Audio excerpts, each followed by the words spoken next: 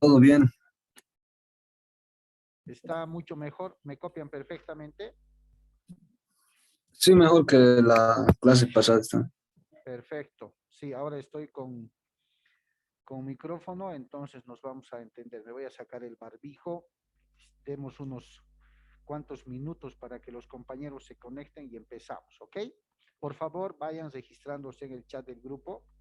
Les pido, por favor, para efectos de control de asistencia. ¿Listo?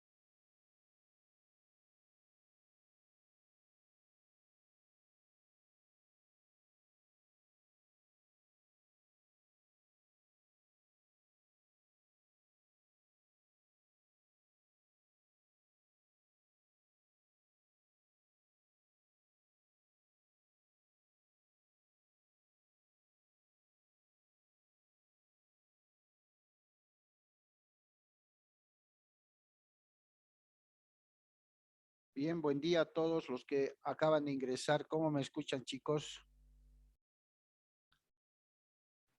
Buenos días, Lice. Está perfectamente su audio. Muy bien. Sí, licenciado, está perfectamente. Ya está mejor, Luis. Mucho mejor que la primera clase. Sí. Ok, perfecto. Aunque podemos, ¿cómo me copian ahora? Igual.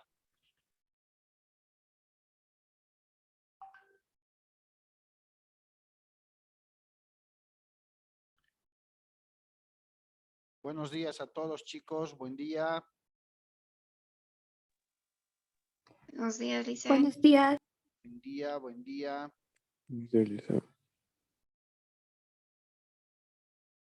¿Cómo me copian, chicos, los que acaban de ingresar? Se le escucha, licenciado. Mejor que la primera clase, ¿cierto?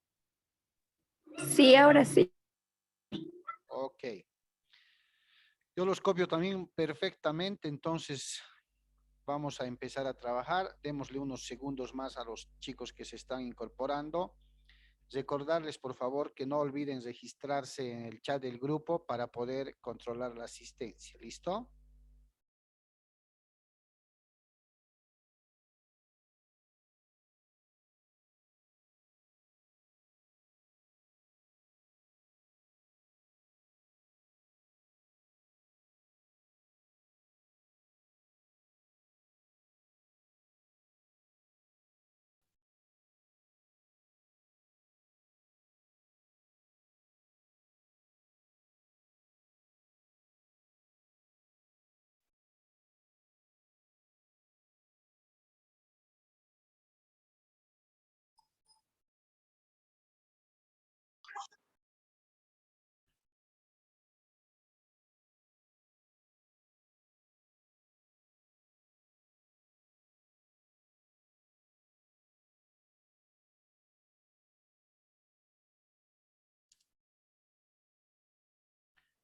Bien, tengo 29 participantes en línea, 26 que están en el chat. Por favor, los que aún no se han registrado. Voy a empezar compartiendo para todos aquellos que no pudieron asistir a la primera clase, jóvenes. Hoy damos inicio al avance de materia y habíamos quedado en la presentación, la anterior clase del plan global, de lo que era la materia, qué temas íbamos a abordar. Siempre recomendarles, por favor, chicos, chicas, no se queden con ninguna duda, absolutamente, con toda confianza, cualquier término técnico, cualquier duda con relación a lo que vayamos a ver, les ruego, pregunten. No es bueno quedarse con la duda a momento de estar avanzando un tema. Otra cosa, tengan el cuidado, por favor, de que mientras estemos compartiendo la clase, los micrófonos, tengan mucho cuidado, a veces lo dejan activado. Bien. Voy a compartir con ustedes el material que vamos a, de principio, con el que nos vamos a apoyar.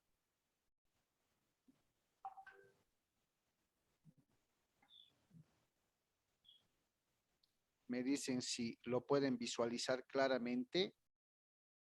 ¿Se ve el tema, chicos? ¿Se ve la presentación?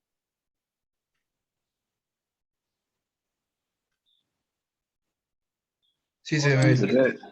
Ya, perfecto. Lo que no está cargando es la cámara. ¿Me pueden ver? Sí, licenciado. Sí, lo hice. Ya. Vamos a ver enseguida. A ver, para la clase, ¿qué es lo que podemos entender? Aún no por la palabra, por el término de derecho del trabajo, sino simplemente el término trabajo. ¿Qué es?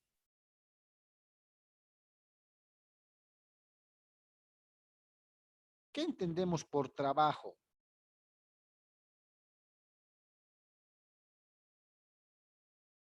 Realizar una actividad, Lisa. Ya, realizar una actividad. ¿Qué más? ¿Qué tipo de actividad será que realizamos?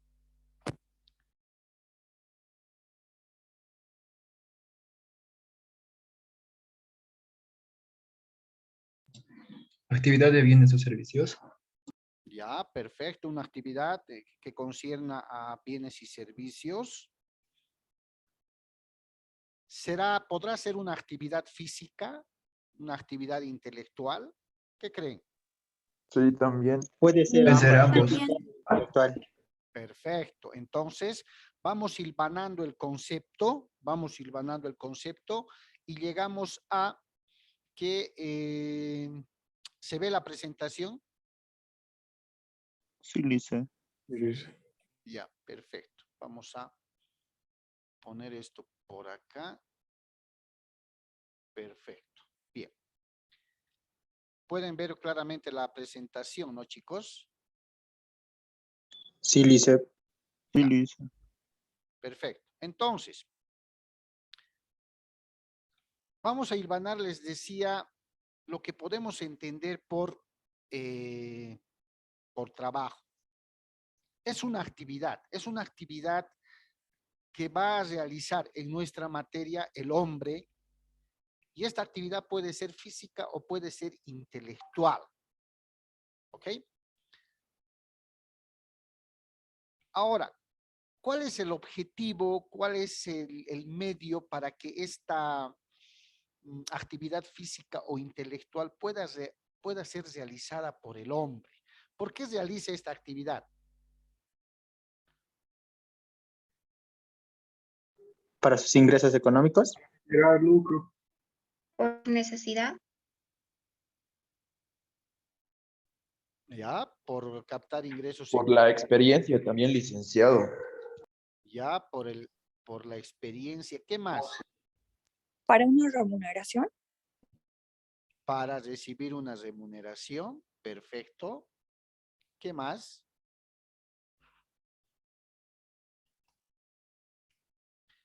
¿Será para satisfacer necesidades? ¿Será para cumplir con algunas obligaciones? Sí, también. Sí, sí, claro que sí. El ser humano realiza una actividad física o intelectual dependiendo, lógicamente, como decían ustedes, muchos de ustedes, de la preparación, de la experiencia, ¿cierto? Entonces, vamos a definir que el trabajo como tal es una actividad física o mental o intelectual que realiza el hombre a cambio de una remuneración. Perfecto.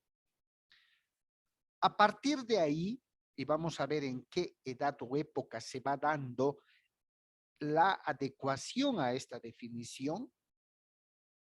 A partir de ahí, las constituciones políticas del Estado como normas supremas han ido modulando que todo trabajo debe ser remunerado, debe ser retribuido económicamente. De ahí que la actual constitución, como la anterior, en Bolivia, en el caso de Bolivia, ya estableció la abolición de la servidumbre, del trabajo gratuito, del trabajo impuesto a cambio de cualquier otro elemento que no sea una remuneración económica. De principio, y no lo vamos a repetir, ustedes perfectamente conocen la historia de la evolución del hombre, el sedentarismo, el nomadismo, su significancia de cada uno de estos conceptos. Pero debemos reconocer que los hombres primitivos realizaban actividades por lo general, casi siempre físicas, pero con el fin de satisfacer su hambre, satisfacer sus necesidades. No podemos considerar que en la edad primitiva, por ejemplo, el hombre realizaba alguna actividad, y hombre de manera general, realizaba alguna actividad que tenga que ver con cobrar una remuneración, con cobrar un salario. ¿A quién le cobraba?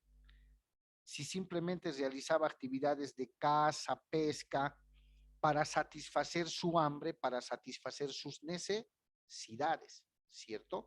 Entonces no podría hablarse de que existiría la presencia de un empleador para quien este hombre podía prestar servicios, ¿sí? Entonces,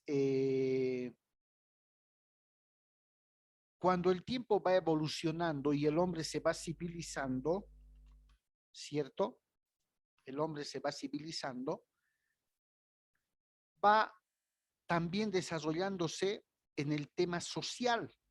¿Qué quiero decir? Ustedes saben, en la historia de la evolución del hombre se da la promiscuidad familiar, posteriormente llega la familia monogámica, hombre-mujer constituyen una familia, aparece el sentido de pertinencia del hombre sobre algún bien, nace también el derecho de propiedad, y así sucesivamente va evolucionando la condición de un ser social. Pues en la cronología del trabajo, conforme ustedes ven en la diapositiva de apoyo, no vamos a tocar ya la historia primitiva como tal, ¿ya? No vamos a tocar. Entonces, lo que vamos a ver es una sucinta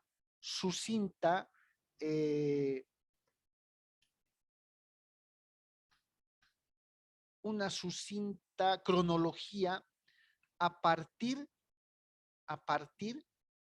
de la edad antigua, ¿ya?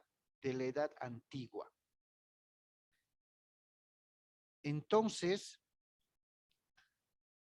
vamos a empezar a ver las características esenciales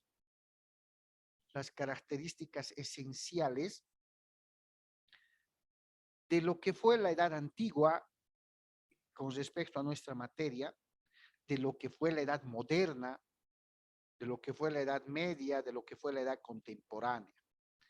Les decía la anterior clase, no soy muy partidario de una excesiva teoría, de ahí que vamos a rescatar las características más esenciales.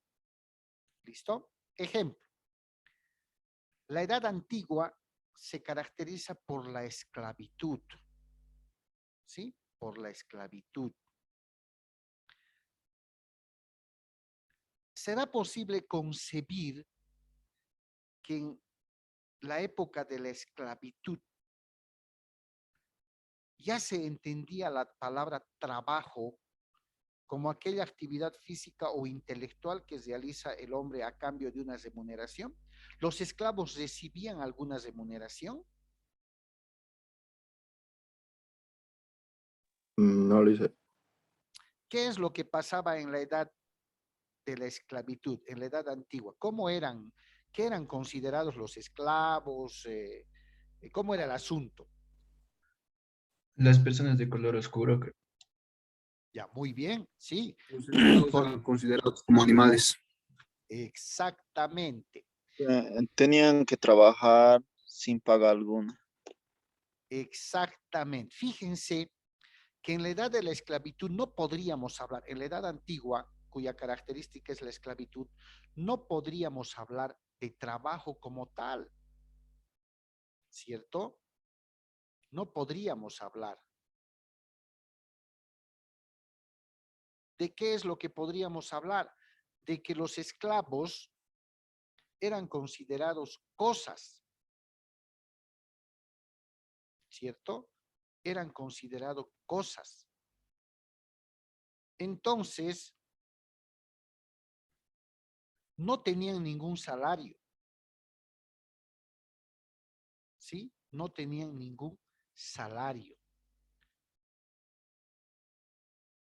¿Qué es lo que tenían? Alimentación, ¿cierto? Alimentación. Alimentación y maltrato. Exactamente. El amo, no el empleador, el amo en esa época tenía tantos esclavos necesitaba, eran considerados cosas que se podían comprar y vender. Es más, han debido ver en películas antiguas cuál era la forma en la que las personas interesadas en vender, en comprar esclavos, qué es lo que revisaban de los esclavos. Si no tenían piojos y si estaban limpios y todo eso, dice. ¿Qué más? Licenciado, Ellos revisaban especificaban que el esclavo era sano. si era Ah, fuerte o era sano. Como lo dijo mi compañero. sí. Es más, les revisaban la dentadura, ¿sí o no? La Sí. edad, eso sí, la condición física. Y cuando el esclavo ya no les servía, ¿qué es lo que pasaba? Lo vendían o lo mataban. Exactamente. Es más, en la edad antigua, cuya característica, reitero, ha sido la esclavitud, el trabajo como tal, esa actividad que el hombre realizaba, era considerado algo denigrante. El blanco no podía trabajar, no podía realizar esas actividades. ¿Quiénes realizaban todas esas actividades? Limpieza, cuidado de animales, arado de la tierra, eran los esclavos. Y como bien dijo uno de los compañeros, las personas de color, los negritos, como decimos con cariño, ¿sí? Eran los que tenían la obligación de cumplir con esta obligación. El tiempo va pasando y llegamos a la Edad Media. Llegamos a la Edad Media. ¿Y cuál ha sido la característica? La característica de la Edad Media. ¿Quién se acuerda ¿Será la igualdad para todos? de la Edad Media? Había jerarquías sociales en las cuales los plebeyos eran lo más bajo de toda la jerarquía, eran los que trabajaban, o sea, los campesinos. Ya. ¿Quién más? Los nobles después venían. Los nobles. La Edad Media se caracteriza por la aparición del señor feudal, ¿cierto? ¿O no? ¿Cierto o no cierto? Sí, listo. El famoso feudalismo. Sí. Con el feudalismo, lógicamente, la esclavitud es abolida. ¿Sí? Pero aparecen los vasallos. ¿Qué hacían los vasallos?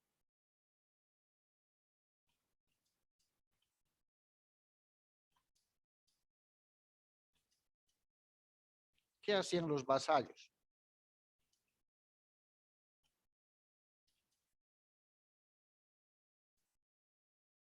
Los siervos, ¿qué hacían? ¿Se acuerdan? Porque esto lo han llevado hace tiempo.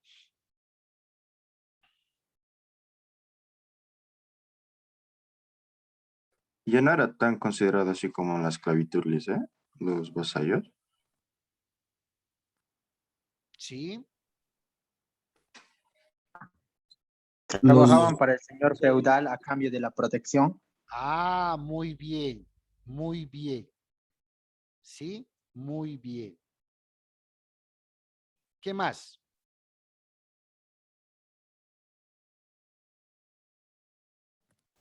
Eran sirvientes. ¿Qué cosa? Los vasallos eran sirvientes.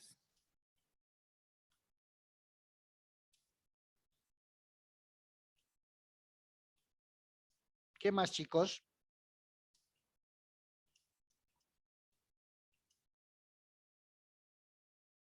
Acuérdense.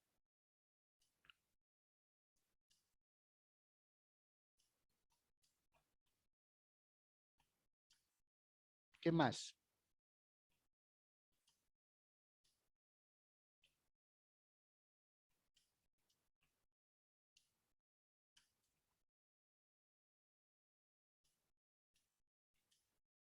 ¿Qué más, chicos?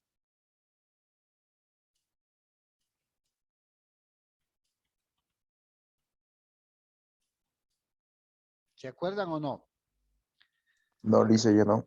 Es como dicen, aparece el feudalismo en la Edad Media, se abolen o desaparecen los esclavos y aparecen los vasallos, los siervos, que como bien decía el compañero, prestaban servicios, podríamos decir, hacían las actividades para el señor feudal a cambio de protección, a cambio de alimentación.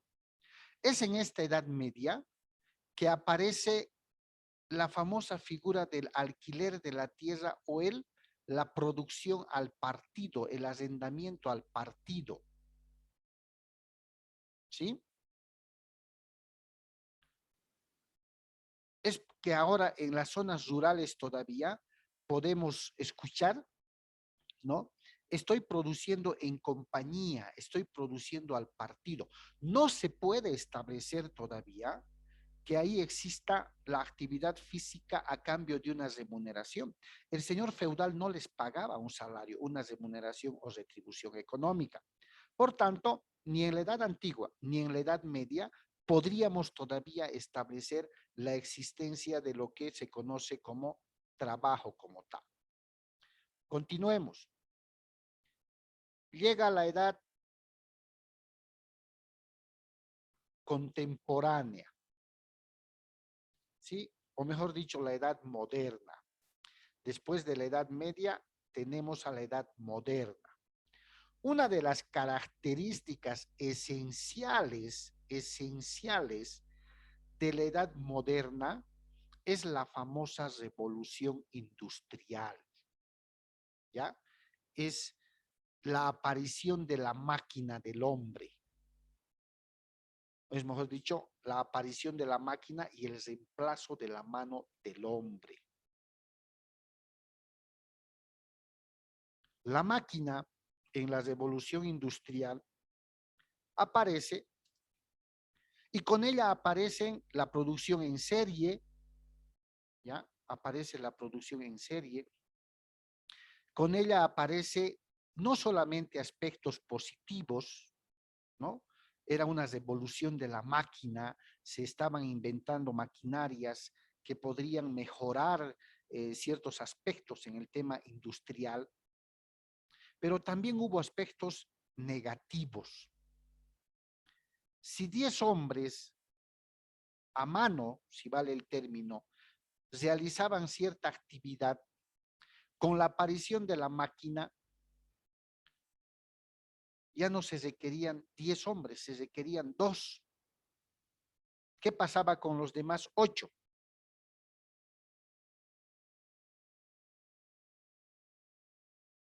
Quedaban sin empleo. ¿Sí o no?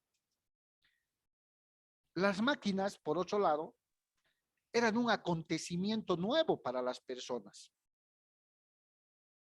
Y su operación y manejo trajo para estas personas accidentes, mutilaciones y hasta muertes. Es precisamente la edad moderna cuya característica es la revolución industrial, es decir, la aparición de la máquina y el cambio por la mano del hombre, es precisamente esta edad moderna la que marca el inicio de lo que podemos entender básicamente como trabajo, es decir, actividad física o intelectual que realiza una persona a cambio de una remuneración.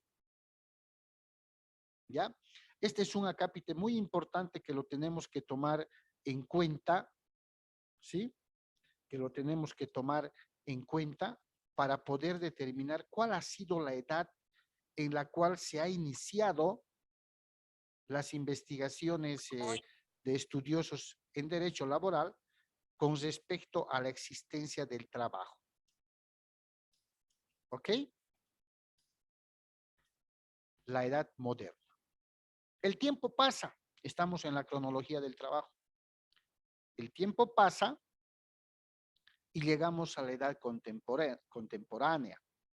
Algo importante, chicos, que ustedes saben muy bien que de edad a edad no pasan pues 1 año, 2 años, 5 años, ¿cierto? Hay un largo periodo de tiempo que va transcurriendo y que va modificando la idiosincrasia, la ideología de las personas.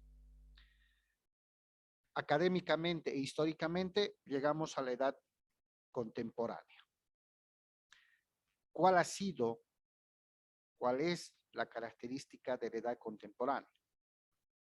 Todos sabemos que la característica de esta edad ha sido la Revolución Francesa, conocida también como revolución ideológica, ¿ya?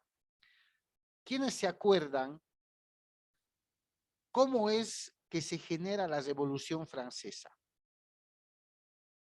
¿Qué es lo que causa el estallido, el reclamo de las personas en Francia cuando se presenta esto? La población francesa tenía hambre, no tenía suministros, solamente los reyes podían comer y a su pueblo lo dejaban hambrientos. Por eso es que las revoluciones, por el hambre se han sublevado más claro. Ya, perfecto. ¿Había una diferencia de clases o no había? Sí, licenciado. Había, fue por eso la causa en la Revolución Francesa, porque prácticamente no tenían libertad ni derechos. Perfecto. Había una división de clases, ¿cierto? Los ricos y los pobres. Hay un autor muy famoso cuya obra se llama El Capital. ¿Quién se acuerda de quién hablamos?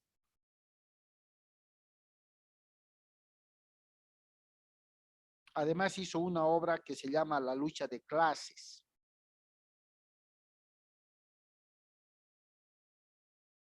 ¿Alguna vez han leído las obras de Carlos Marx? Sí, yo licenciado. ¿Cierto? Sí, sí, listo. Entonces, Sí. como bien dicen ustedes, la edad moderna caracterizada por la Revolución Francesa se da precisamente por las condiciones de discriminación, abuso, explotación, que cierto nivel social en Francia recibía de parte de los que estaban arriba. ¿Sí? Entonces, esta Revolución Francesa tiene como pilares 3 principios. Libertad, queremos ser libres. Igualdad, queremos ser iguales.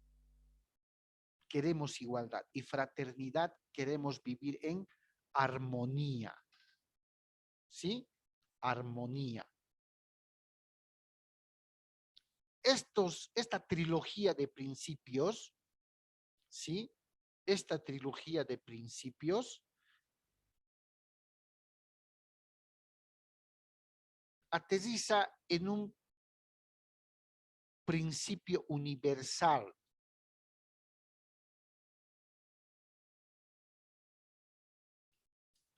¿Qué se llama ese principio?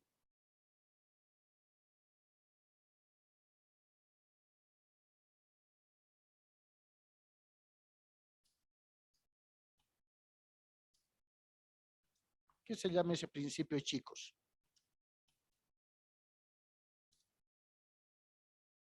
Justicia social. Principio que lo acogen todas las constituciones políticas de los países que viven en democracia. ¿Por qué también se llama revolución ideológica? ¿Alguien podría contestarme? ¿Qué entendemos por la palabra revolución?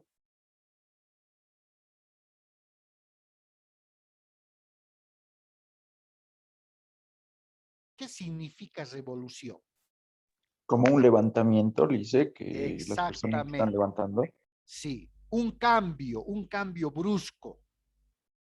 Entonces, la gente cansada, y desde el aspecto laboral, los trabajadores cansados de las ínfimas condiciones en las que trabajaban, la desprotección en la que cumplían sus funciones, los bajos salarios, el no reconocimiento de derechos, por ejemplo, como ahora existe de vacaciones, la ley para mujeres y trabajadoras embarazadas, estipendios sociales o asignaciones familiares, no existían. Cansados de aquello, aditamentado de las condiciones discriminatorias en el orden de toda la sociedad, buscan un cambio. Se genera una revolución. La ideología era, los ricos deben estar sobre los pobres. Esa era la idiosincrasia, los nobles, como ustedes decían. Entonces, al concluir un cambio, al buscar un cambio, se genera una revolución, no solamente, ¿sí?, armada, social, como quieran llamarle, sino también un cambio de ideología. Queremos ser iguales, queremos ser libres, queremos vivir en armonía. De ahí que nuestra constitución política del Estado acoge esos principios básicos de aquella época, por ejemplo, entre otros, ¿no? El famoso principio de vivir bien. Los famosos principios culturales, ¿no? Amayuya, Amasúa, Amaquella, vida en armonía, vivir en conciliación, que derivan en lo que ahora conocemos como el principio del vivir bien. Todo viene de atrás. Entonces, la ideología, la idiosincrasia de las personas a partir de aquella época, que además la Revolución Francesa ha sido la línea que ha abierto muchas revoluciones en el mundo a partir de aquello donde los países fuera de un cambio ideológico también han peleado por una independencia, como nuestro país.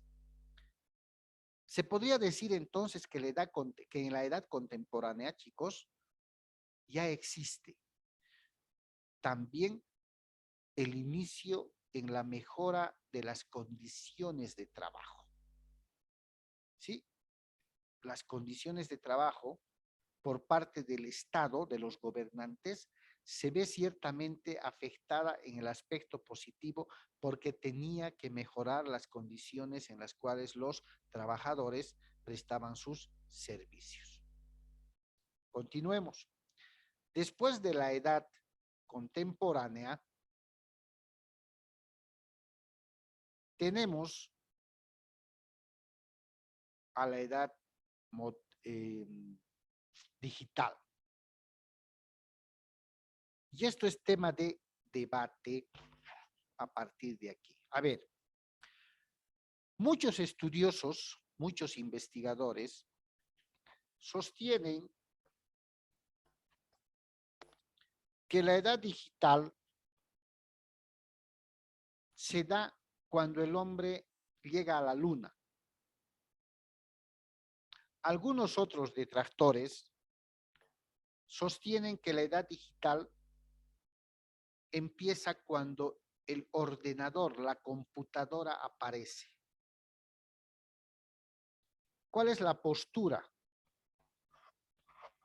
de estos investigadores, de estos estudiosos? Los que pregonan que la edad digital se da cuando el hombre llega a la luna, establecen que el hombre ha sido capaz de fabricar, de crear un cohete espacial que le ha permitido salir del espacio terráqueo y llegar a la luna. Allá por los años 1950-60, si mal no recuerdo. Y los investigadores que pregonan la postura de que la edad digital ha llegado el momento que la computadora ha sido fabricada, establecen y dicen, sin una computadora no hubiera podido un cohete espacial llegar a la luna. Entonces la edad digital se ha dado con la aparición de la computadora. ¿Cierto? Estamos hablando de los años 50, 60. ¿Cuántos años han pasado a la fecha?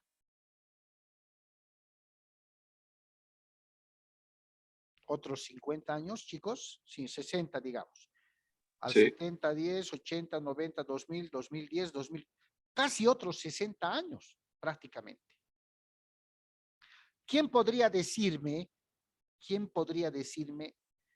cuál es la edad en la que actualmente vivimos? Moderna. ¿Moderna en qué sentido?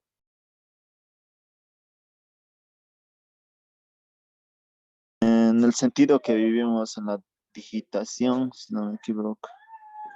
Sin miedo, chicos. Absolutamente. Sin miedo. Ya, digitación. Cuando hablamos de digitación, estamos hablando de Tecnología. tecnología. Perfecto.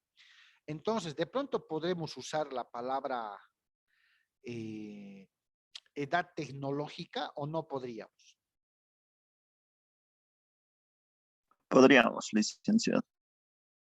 Bien, ¿qué otra postura existe? El compañero dice que estaríamos en una edad tecnológica, edad de la tecnología. ¿Alguien más que quiera vertir algún criterio?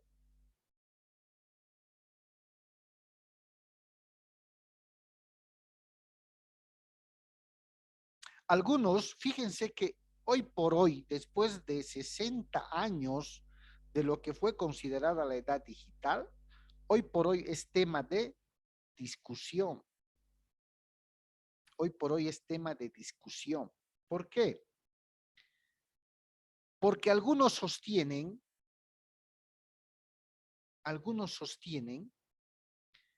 es cierto, dicen, estamos en la edad de la tecnología y de la electrónica, así.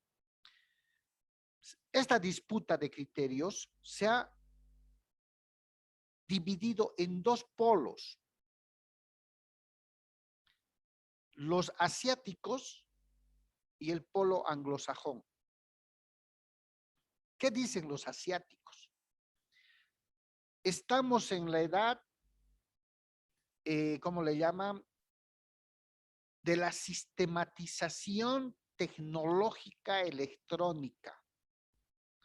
Los asiáticos le dicen al otro lado, yo te fabrico un robot y en esos robots te fabrico una empleada doméstica, un mandadero, un mesero.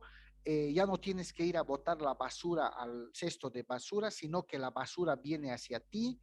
El mundo de los sensores, la electrónica, la tecnología.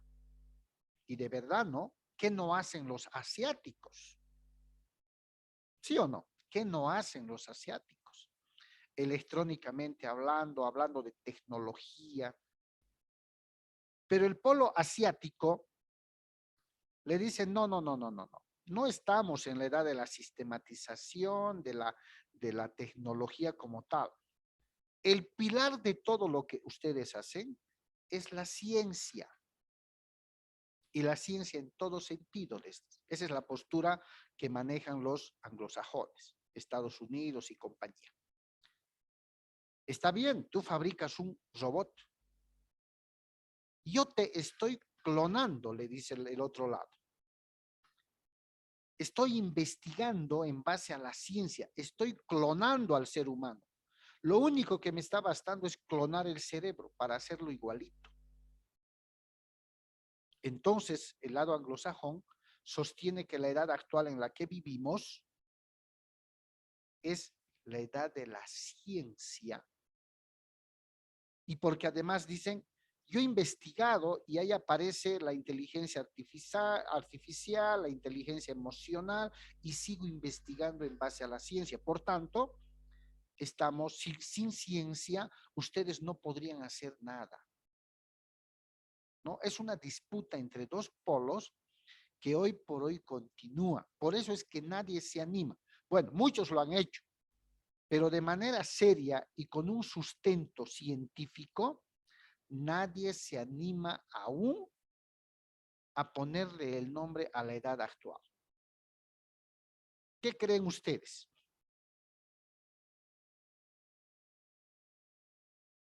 ¿Es así o no es así?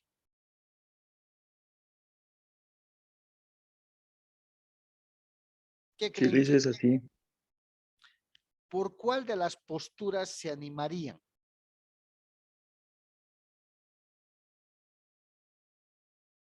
¿La asiática o la anglosajona?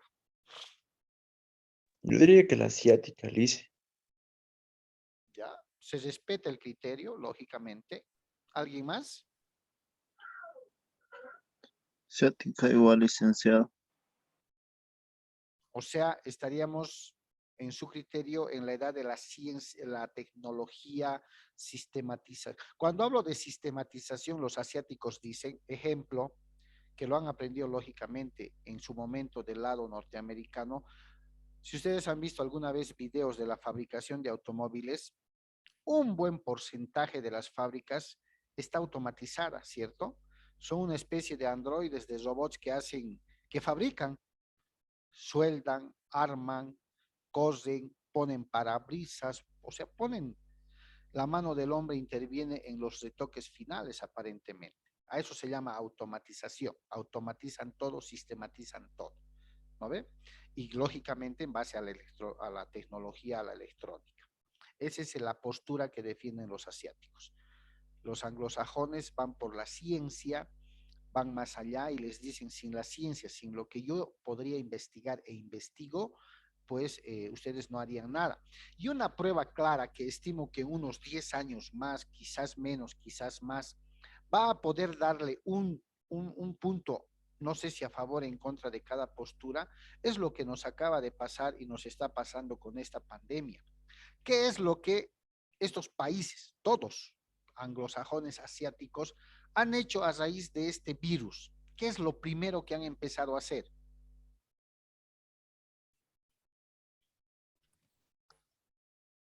Investigar y desarrollar una vacuna. Excelente, ¿cierto? Todos se han puesto a investigar, a deshacer, si vale el término, a ese virus para encontrar la vacuna. Y ahí que tenemos la vacuna china Sinopharm, la Moderna, la Pfizer, la Janssen de Johnson y Johnson, la AstraZeneca. Cuba creo que también ya ha sacado o estás por sacar una vacuna y lo demás. ¿Cierto? Fíjense que en el mundo hay una, independientemente de la globalización, hay una competencia, pero full. Ahora, en materia de trabajo, ¿cuál es el impacto, la relevancia o importancia de poder establecer en qué edad estamos? tecnológica, electrónica, científica.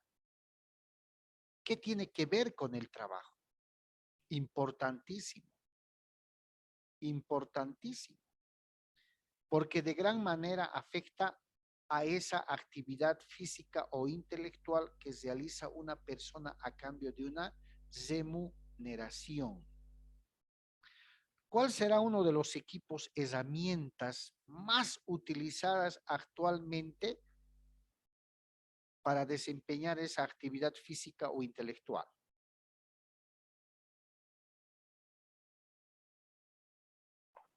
¿Serían los equipos de celulares, las computadoras, licenciada? ¿Sí? Lo que estamos haciendo ahora. ¿Sí o no? Estamos utilizando para poder desarrollar actividades quizás más intelectuales que físicas, pero se está acomodando a todo. Es más, Bolivia, conforme ustedes saben, el año pasado ha sacado una normativa regulando el teletrabajo. ¿Cierto o falso?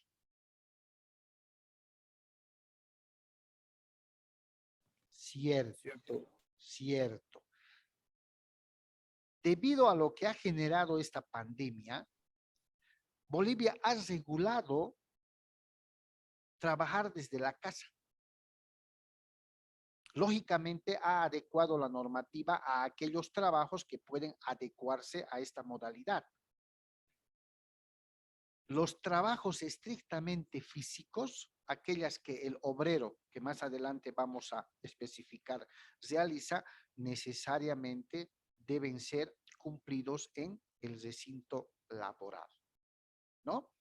Y en esa cronología del trabajo que estamos viendo, y reitero, de aquella actividad física o intelectual que realiza una persona a cambio de una retribución económica o remuneración, es que también cronológica e históricamente se ha ido clasificando a esa actividad llamada trabajo. Y han clasificado los doctrinarios como trabajo manual o físico, trabajo intelectual. Hay un trabajo virtual de boga actualmente, a distancia, que hacen los privados de libertad. ¿Realizan alguna actividad buscando alguna retribución económica? Sí, ¿no? Ahí están los muebles que fabrican los presos en San Sebastián, casitas de perro, artesanías, muebles. Allá donde exista ahora alguna actividad física o intelectual a cambio de una remuneración, podemos decir que existe trabajo como tal. Ahora, muchos han cuestionado también que por qué la definición de trabajo especifica que solamente el hombre o el ser humano realiza esta actividad física o en su caso intelectual. Y han cuestionado diciendo, ¿acaso los animales no realizan una actividad, los animales domesticados, una actividad física o intelectual? ¿Cuál sería la respuesta, chicos?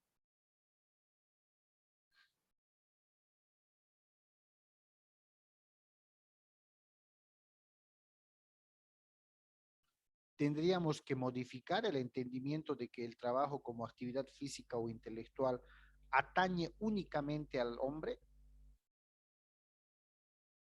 o podríamos incluir también a algunos animales, los caballos, los burritos, los bueyes que aran la tierra. ¿Qué creen ustedes?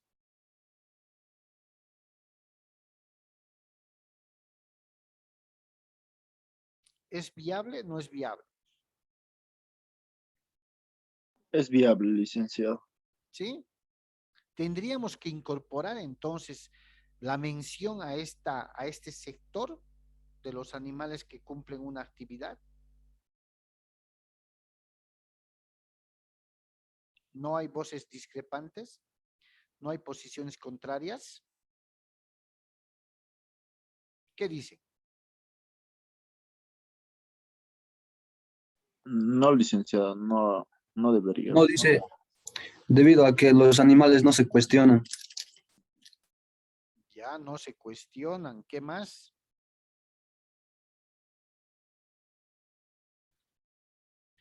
¿A cambio o por qué? Más bien, ¿por qué? ¿Cuáles son las causas por las que los animalitos realizan estas actividades? No voy a decir servicios, sino por comida o agua.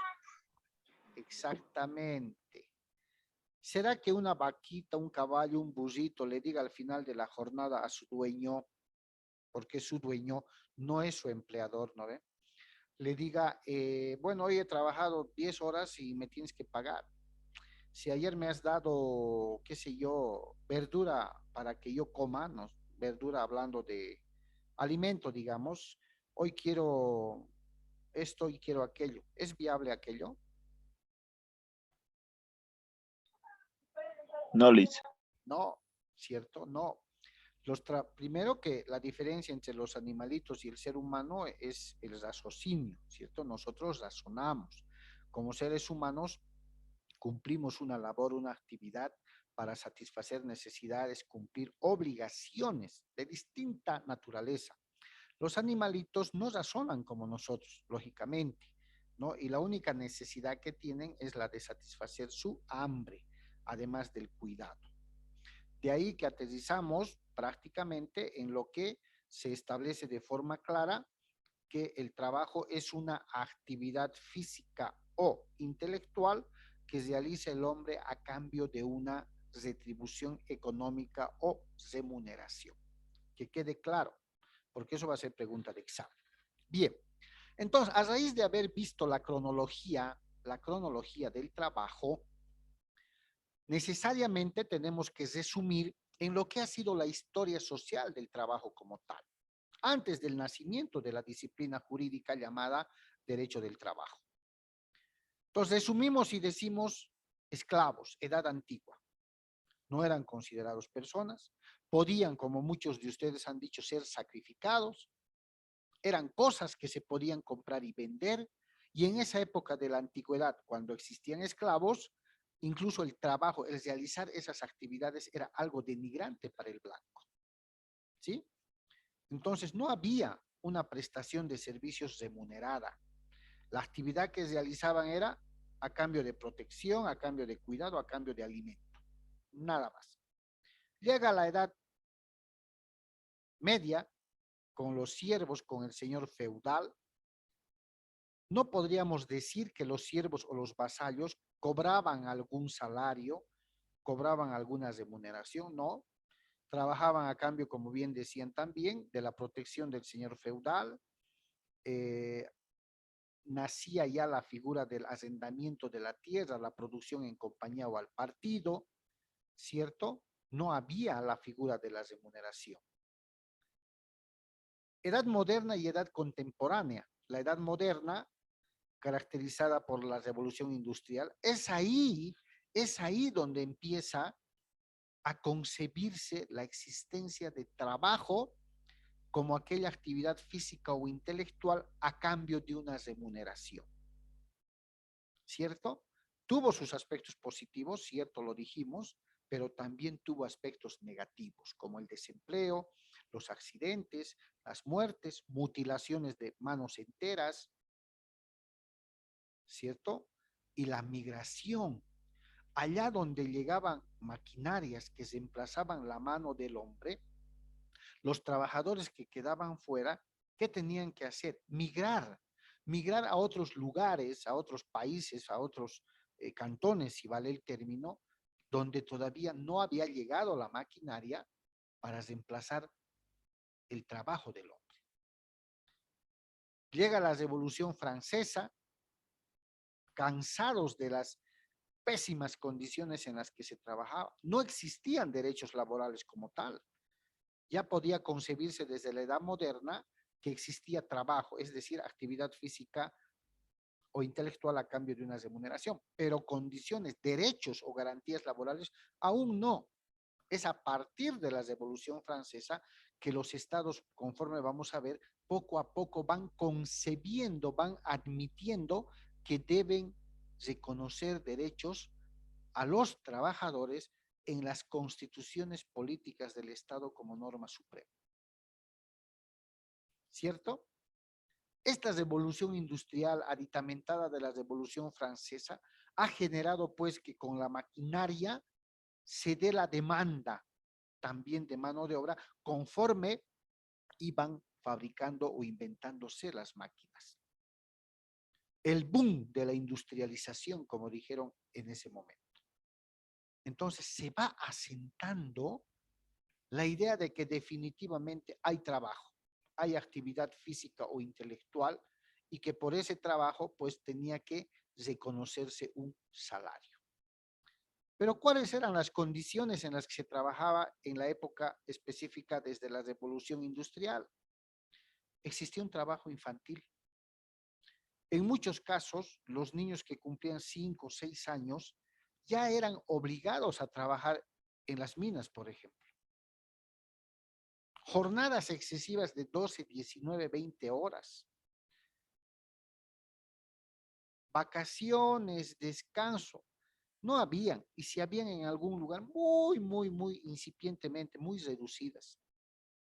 La obligación de las familias para con los hijos era que a momento de cumplir cierta edad ya tenían que ser puestos a trabajar. No había normas laborales, sociales, de protección, vacaciones pagadas, digamos, ¿no? Como hoy saco mi vacación y mi sueldo sigue cociendo, a fin de mes voy a cobrar normal. Seguridad, higiene, no había. Sindicatos, hablar de sindicato o hablar de huelga en esas épocas, chicos, era considerado delito. No sé si alguna vez de pronto sí han podido ver películas, especialmente de Inglaterra, donde nace todo este movimiento que posteriormente vamos a ver, de Inglaterra, donde para reunirse los trabajadores tenían que hacerlo a escondidas, en establos, en almacenes totalmente cerrados. ¿Por qué? Porque el hecho de conformar o querer conformar sindicatos era considerado delito. Más aún, la sola idea de pensar en huelga era considerado delito. Entonces, no existían condiciones favorables en esa época a los trabajadores, más al contrario, eran pésimas. Todas estas magras condiciones, todas estas pésimas condiciones van a dar más adelante nacimiento a la materia que estamos llevando, a la disciplina jurídica denominada derecho laboral, que en su momento, conforme vamos a ver, tampoco se denominaba así. Ha recibido una serie de denominaciones que las vamos a estudiar. Entonces fue bajo circunstancias, por culpa de estas condiciones, por las muertes, las enfermedades, la desprotección, la carencia de condiciones favorables para el trabajador, la que ha llevado en su momento al origen de un movimiento obrero, copiando lo que se hizo allá por 1700 y en Francia con la Revolución Francesa. La gente, los trabajadores empiezan a protestar, empiezan a reclamar mejores condiciones de parte del Estado, de parte de los empleadores. Y los estados, en un periodo que se llama constitucionalismo social, empiezan a entender que había que reconocer derechos a los trabajadores porque constituían la fuerza motriz, el motor de la economía para los estados, para los países. Todo este acontecimiento va a dar lugar al nacimiento de lo que hoy conocemos como derecho laboral o derecho del trabajo. ¿Sí? Todas esas razones, esas circunstancias van a dar nacimiento a la disciplina jurídica denominada derecho del trabajo o derecho laboral. Y va a quedar sentado, oleado y sacramentado lo que significa el término trabajo.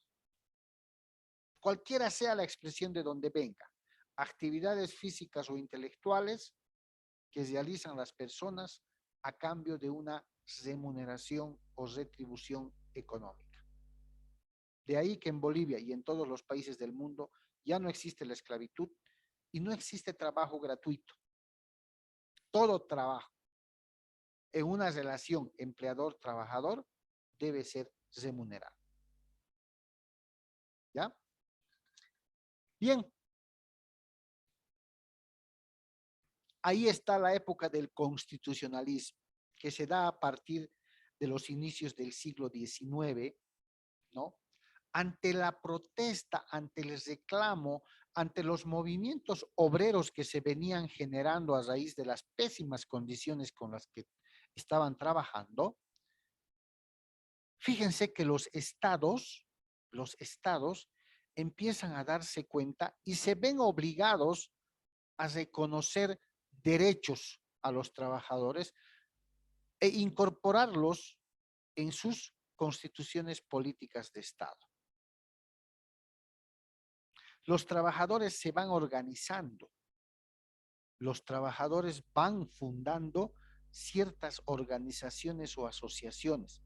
Es más, aquella época, a inicios del siglo XIX, la relación entre lo que ahora conocemos empresa-trabajador o empleador-trabajador se denominaba obrero-patronal, relación obrero-patronal. Todavía se manejaba términos hoy considerados discriminatorios, les diré. Porque la relación obrero-patronal más o menos que hacía ver el obrero sujeto al patrón. ¿Quién era el patrón? El patrón venía de lo que en la edad antigua se conocía como amo, el dueño. Entonces, hasta la denominación de los sujetos ha cambiado en la actualidad. Ahora ya no podemos mencionar que la relación laboral es obrero-patronal, sino es trabajador-empleador o empleador-trabajador. Entonces, en la fase del constitucionalismo social, en esa etapa, a partir del siglo XIX, los estados van reconociendo que los trabajadores son la fuerza motriz de sus países. Y los trabajadores van exigiendo, pues van exigiendo mejores salarios, van exigiendo que se les conceda vacaciones, que se les reconozca beneficios sociales, que se les reconozca protección social, derecho a la salud, mejores condiciones para la mujer embarazada. ¿Qué ocurre cuando los trabajadores o sus familias se enferman? Van exigiendo que los estados les reconozcan esos derechos y los estados, lógicamente, se dan perfectamente cuenta que ya era hora de ir reconociendo derechos a los trabajadores y plasmarlos en sus normas supremas, que son la Constitución Política del Estado. De ahí que no es nada raro que ustedes, espero que hayan ya adquirido la Constitución Política del Estado, si le dan un mero vistazo al artículo 46 hasta el 52, ¿sí? Es el capítulo del régimen laboral en Bolivia. Ahí están reconocidos los derechos y lineamientos fundamentales con respecto al régimen laboral. Porque Bolivia también ha sido parte de esta fase de constitucionalismo, que ha durado, pero fíjense, a inicios del siglo XIX. En este periodo de constitucionalismo, chicos, tenemos un referente a nivel mundial que ha sido Otto von Bismarck en Alemania, considerado el canciller de hierro, excelente diplomático, según los historiadores.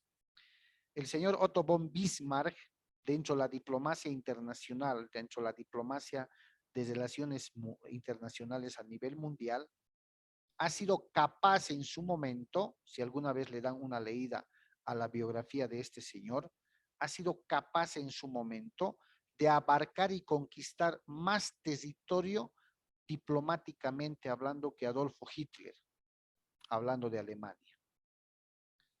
Experto en diplomacia internacional y ha sido uno de los que ha ido reconociendo derechos en la Constitución Política de Alemania, llamada Declaración de Weimar, ¿no? Allá por el año 1919, ha ido reconociendo. Alemania ha sido uno de los primeros países que ha constitucionalizado los derechos laborales. Cuando digo ha constitucionalizado, chicos, y por eso la fase se llama constitucionalismo, estoy diciendo que los países han escrito en sus constituciones políticas de Estado los derechos reconocidos a los trabajadores. A eso se llama constitucionalizar un derecho, es decir, poner, escribir, registrar en la constitución política del Estado, como en el caso de Bolivia. A partir del artículo 46 se encuentra el régimen laboral en la constitución de nuestro país. Y ha ido reconociendo salarios, mejores salarios, el derecho a la vacación, ha ido reconociendo beneficios sociales, ha ido insertando derechos de protección a la seguridad social. Por eso es uno de los referentes, Alemania, con la declaración o la proclamación de la Constitución alemana de Weimar allá en 1919. Pero no solamente se ha ido dando el reconocimiento de derechos, llamémosle individuales a los trabajadores, como el derecho a mejor salario, vacaciones y demás. También se ha ido dando el reconocimiento de derechos colectivos que emergen del trabajo. ¿Cuáles son esos derechos colectivos? A formar sindicatos. Con ello aparece el derecho a la huelga, es decir, a paralizar actividades cuando el empleador no ha cumplido con el reconocimiento de algunos derechos, o en su caso cuando los trabajadores tienen la necesidad de solicitar nuevos derechos. Los estados, en el entendimiento de que el trabajo es dinámico y que los trabajadores, a medida que pasa el tiempo, van reclamando mejores condiciones, también las han ido plasmando. Ya, también las han ido plasmando.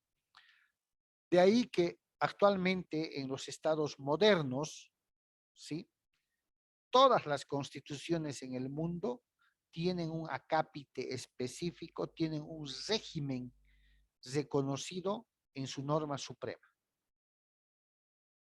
los derechos laborales. De ahí que en la fase histórica del constitucionalismo, conforme ustedes ven en las diapositivas, que van a ser subidas a plataforma Moodle, no se preocupen, ¿sí?, se toma como referentes y antecedentes importantes, por ejemplo, en el periodo de constitucionalismo del derecho, a México. México, que mediante la Constitución Mexicana de 1917, llamada Declaración de Querétaro, incorporó a partir de ese año el reconocimiento de derechos laborales a favor de sus trabajadores. Alemania, con la proclamación de la Constitución Alemana de Weimar, como les dije hace un momento, en 1919, también es un referente importante en relación al constitucionalismo de derechos laborales. Pero un referente importantísimo y vital en la actualidad es que también en el año 1919, al finalizar la Primera Guerra Mundial, se crea la Organización Internacional del Trabajo, la famosa OIT,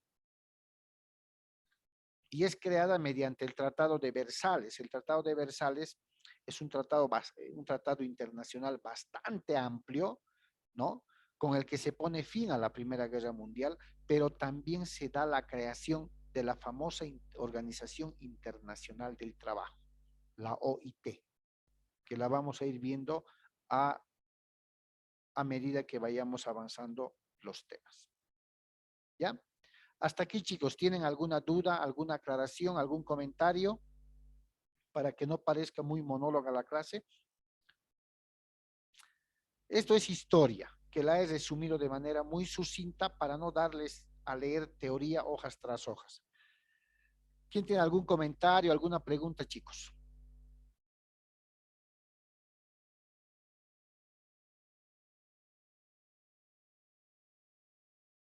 ¿Nadie? ¿Todo está claro? Sí, licenciado. Perfecto. Dice todo claro. Ya, perfecto. Bien, continuemos. Como les decía, a raíz de todas esas condiciones pésimas, nada favorables a los trabajadores, que generan la protesta, el reclamo de los trabajadores, que influye en el constitucionalismo de los derechos laborales, como acabamos de ver, nace esta disciplina hoy llamada derecho del trabajo, pero no nació con este nombre. Cuando los trabajadores van exigiendo el reconocimiento de derechos, ¿no? Los estados empiezan, lógicamente, en las instancias que corresponda, junto con los trabajadores, a formular la creación de esta disciplina jurídica, que en un primer momento se denominó legislación industrial. Ese fue el nombre que se le dio, la denominación que se le dio. Pero esta denominación va a ser rechazada en su momento a raíz de las observaciones y reclamos que los propios trabajadores hacían en sentido de establecer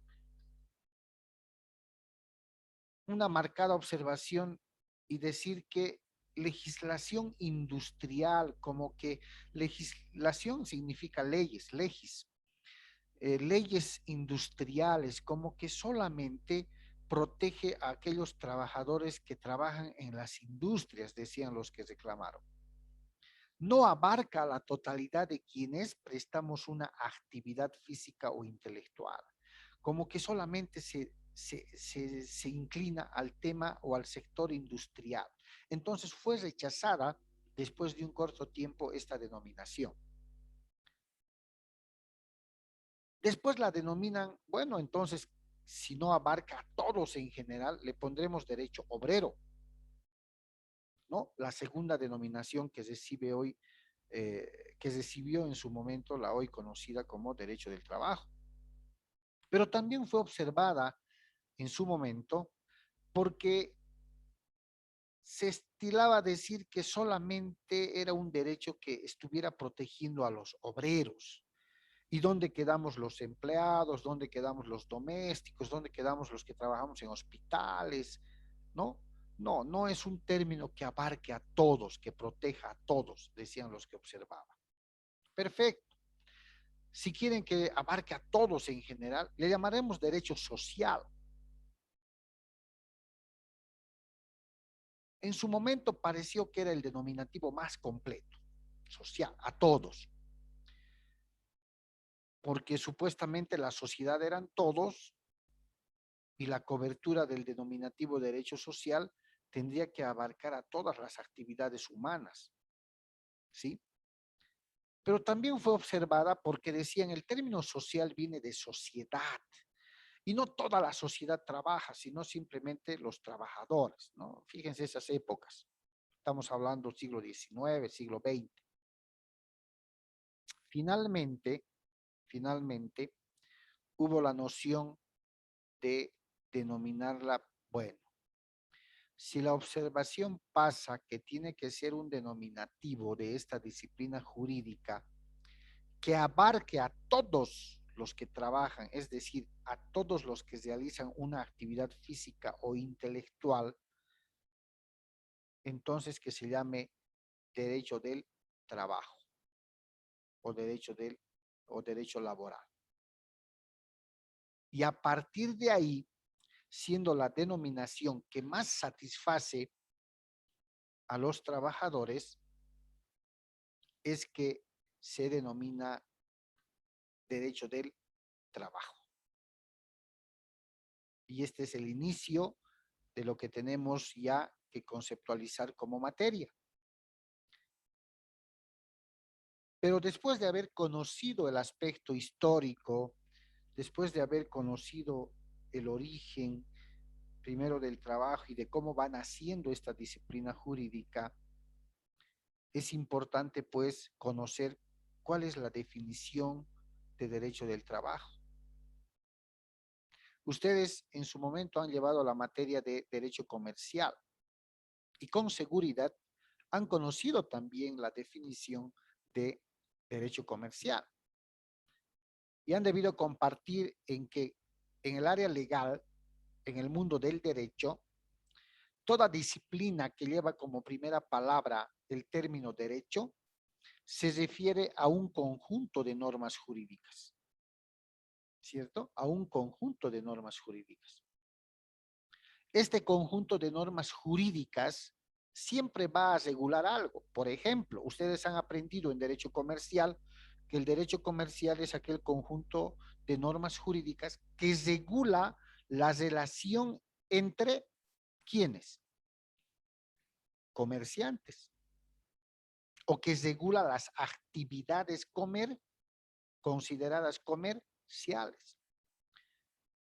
Si les preguntara, defina lo que entiende por derecho de familia, tendrán que decirme, es un conjunto de normas jurídicas que regula las relaciones de los sujetos familiares. ¿Sí? Es así. Si les dijera, ¿qué regula el derecho penal?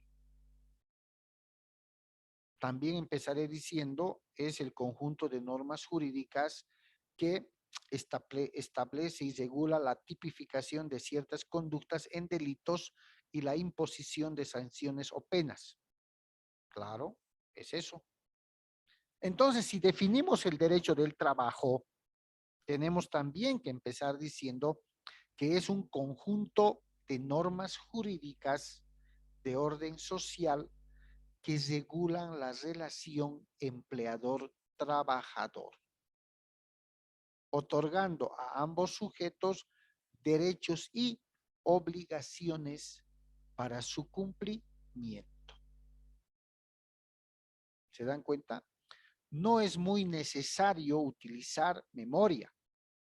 Separen las palabras y tengan en cuenta que por derecho voy a entender que es un conjunto de normas jurídicas. Este conjunto de normas jurídicas siempre va a regular algo, chicos. En derecho, un conjunto de normas jurídicas siempre va a regular algo. Entonces, por derecho tengo al conjunto de normas jurídicas que regula ¿qué? Voy a la otra palabra. ¿Qué es trabajo? Actividad física o intelectual que realiza una persona. ¿Quién es esta persona? El trabajador. ¿Para quién trabaja? Para el empleador. Ah, bueno. Entonces, este conjunto de normas jurídicas va a regular la relación entre el empleador y el trabajador. Y les va a otorgar a ambos derechos y obligaciones para su cumplimiento. Listo, tengo armado la definición. Tengo armada la definición. Entonces es cuestión de asociar y razonar, ¿cierto? Cuestión de razonar, como me puede pasar en otro término. A ver, si me dijeran, ¿qué es el derecho civil? Por derecho sé que es un conjunto de normas jurídicas que regula algo. Perfecto. ¿Qué es civil? Civil se dice a las personas particulares, como nosotros. Perfecto, entonces este conjunto de normas jurídicas va a regular seguramente las relaciones de las personas particulares. La mejor manera de aprender y no olvidarse. Y la definición de derecho del trabajo, chicos, tenemos que manejarla a cabalidad. ¿Sí? A cabalidad. El momento que preguntemos, defina qué es el derecho del trabajo, tiene que ser contestado así. No se olviden, por favor. ¿Ya? No se olviden. Bien, como toda disciplina jurídica, como toda disciplina científica, el derecho del trabajo, pues, nace de algún lado, emerge de algún lado. ¿Cuál es la fuente del derecho del trabajo? Conforme hemos estado viendo, precisamente la fase del constitucionalismo en la que los estados insertan derechos laborales a favor de los trabajadores. Entonces, una de las fuentes principales del derecho del trabajo es pues la Constitución Política del Estado. Ahí está el régimen laboral, como en nuestro caso les he dicho, artículo 46 al 52, en la Constitución Política del Estado están los lineamientos y derechos fundamentales que el Estado boliviano les reconoce a los trabajadores. Y también, en algunos artículos, a los empleadores. Vamos a ver más adelante cuáles. De ahí que la Constitución Política del Estado se considera que es la fuente principal del derecho del trabajo. Por otro lado, la costumbre es una fuente también del derecho del trabajo. ¿Y por qué la costumbre? ¿Qué entendemos por costumbre? A ver, ¿qué entienden ustedes por costumbre? ¿Qué es costumbre? Una actividad que se realiza habitualmente sería, ¿sí? Algo que se repite, Lice.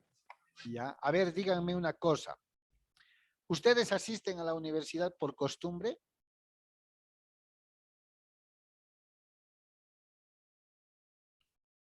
¿O no es costumbre?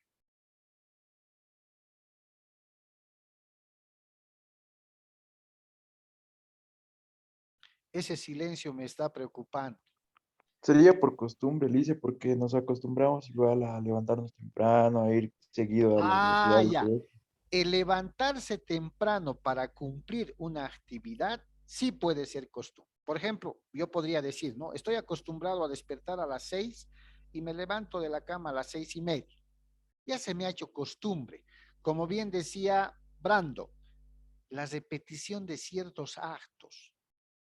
¿Sí o no? ¿La fiesta de Urcupiña es una tradición o costumbre o no es? Sí lo es. Sí lo es. Y A ver, ¿y está escrito en alguna norma legal, digamos, el tema de levantarse a ciertas horas o el tema de la fiesta de la Virgencita de Urcupiña? ¿O ha nacido a raíz de la costumbre? Nació a raíz de la costumbre por los pobladores. Excelente. A ver, otra costumbre que no esté escrito en la norma. No se da mucho ya en los estratos citadinos, pero sí todavía en algunas circunstancias. La petición que hace el novio de la mano de la novia para casarse, ¿está escrito en alguna norma legal, en algún texto, libro? No, ¿Y por qué se hace entonces? por una costumbre y tradición familiar. Exactamente, porque así lo han hecho nuestros antepasados y se ha ido transmitiendo de generación en generación, ¿no ve? Cuando los novios deciden casarse, se estila por costumbre y además por respeto, ¿sí? Que el novio, junto a sus padres, visite el domicilio de la novia, por lo general, y haga pues cumpla con la formalidad de la petición de mano. Aunque bueno, en algunos casos ahora ya no, ¿no? Los dos deciden y les comunican a los papás. Les comunicamos que me estoy casando. Pero es una costumbre, por formalidad, visitar, mire que esto, que aquello, muy formalmente y respetuosamente estamos viniendo a pedir la mano de su hija para matrimonio con nuestro hijo. No está, no está escrito en ningún lado. Por eso se llama costumbre. Sí, adelante. Pero justamente, digamos, también lo menciona en la Biblia, ¿no? Esa parte de la pedida de mano, al menos lo he leído, digamos, ¿verdad? Yo igual. Y pienso que no sería también como una tradición, porque ya que justamente no los manda desde la palabra, digamos, ¿no? Sí, está dentro del canon del derecho canónico, ¿no ve? Derecho canónico establece que la Biblia, dependiendo de la religión que tenga cada uno, es la norma que debe regir los actos de las personas. Y ahí viene la diferencia que ustedes han debido ver en derecho comercial de la clasificación de normas, por ejemplo. ¿Podría ser una norma religiosa? Lo es. La Biblia constituye una norma religiosa. La pregunta es, ¿todos cumplimos lo que dice la Biblia? La respuesta es no. No, dice, porque prácticamente todos igual, ¿no? Fallamos en muchas cosas, digamos. Como un ejemplo, trabajador sería, creo, los mandamientos, ¿no es así? Que nos explica, digamos, nos fundamenta varias cosas a las cuales no debemos abstenernos, pero nosotros no las cumplimos y aún sabiendo eso las seguimos realizando, ¿verdad? Todo lo contrario igual, no todos cumplimos. Exactamente, exactamente. Porque, ¿por qué no cumplimos? ¿Y por qué cuando nos dicen, usted debe pagar su teléfono o su luz hasta tal fecha, si no le corto? Y vamos corriendo pagando. ¿Por qué? Para tener más servicio. O cuando me dicen, si no pagas el crédito, remato tu casa. Y voy corriendo, hago lo que sea.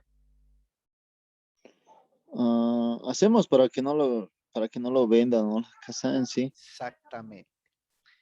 Exactamente. El derecho canónico también, como bien dice Andrea, es un derecho, es otro mundo. Es otro mundo. Pero da la curiosidad que el ser humano mismo no cumple, no cumplimos. Pero bueno, ese es otro tema. Donde quiero llegar es que la costumbre en materia laboral, chicos, en materia laboral, esa repetición de actos, de conductas, de tradiciones a través del tiempo que se transmiten de generación en generación, de sociedad en sociedad, en materia laboral hacen ley. Hacen ley. Por eso se reconoce al derecho consuetudinario, el derecho basado en costumbre. ¿Sabían ustedes que existe un país en el mundo cuya constitución política del Estado escrita es mínima, son hojitas, porque se basan más en el derecho de costumbre, es decir, en lo que siempre se ha hecho así? ¿Saben qué país es? Inglaterra. Por eso al inglés lo denominan gentleman, caballero. A ver, díganle a un inglés, a las 5 de la tarde nos vemos. ¿Va a estar a las 5 o no va a estar? Sí, va a estar. Sí. Por eso cuando nosotros quedamos como amigos, como familiares, algún compromiso, ¿no? Entonces nos veamos a las 10, hora boliviana u hora inglesa, decimos. ¿Sí o no? Si es hora inglesa, tendremos que estar a las 10. Si es hora boliviana, ¿a qué hora estamos? A las 11. Una hora después. Una cualidad que debemos mejorar. ¿Sí o no? Una cualidad que debemos mejorar. Entonces, en materia laboral, la costumbre va a ser ley. La próxima clase les voy a explicar por qué la costumbre en materia laboral va a ser ley, tanto para el empleador, para la empresa, como para el trabajador. ¿Ok? Acá vamos a quedar, chicos, en el tema de las fuentes para continuar. Creo que hemos avanzado bien. Sí, la participación también me agrada. Yo los felicito a los que han participado y a los demás chicos les insto a continuar participando también en cada clase. ¿Ok? Muchísimas gracias por su atención. Miren, no hemos hecho un corte en la grabación. ¿Por qué? Porque ha seguido grabando, ¿no? Ha seguido grabando la clase. Resulta que no sé por qué. Esta clase la doy desde mi oficina. He instalado el Zoom, el plan gratuito, que debería de avisarme que a los 40 minutos se va a cortar para iniciar una segunda sesión. Pero resulta que no me corta, no me avisa y corre la grabación de corrido. Lo que no ocurre cuando doy clases en la noche de mi domicilio, en otro equipo, de una portátil en realidad, donde también tengo el Zoom instalado, pero sí me avisa cerca de los 40 minutos que se va a cortar. Y tengo que hacer 2 sesiones, ¿no? En esta no, en esta me hace la grabación de corrido y pues son los 2 periodos de 40 minutos que debemos copiar. Muchísimas gracias, chicos. Espero que estemos abriendo el interés de todos en la materia. Esta es la parte teórica todavía hasta el segundo tema. Ya en el tercer tema vamos a entrar a la parte técnica, operativa, para que podamos entender por qué los derechos de los trabajadores y qué es lo que como empleadores debemos hacer. Muchísimas gracias a todos entonces y nos vemos el día lunes, ¿ok?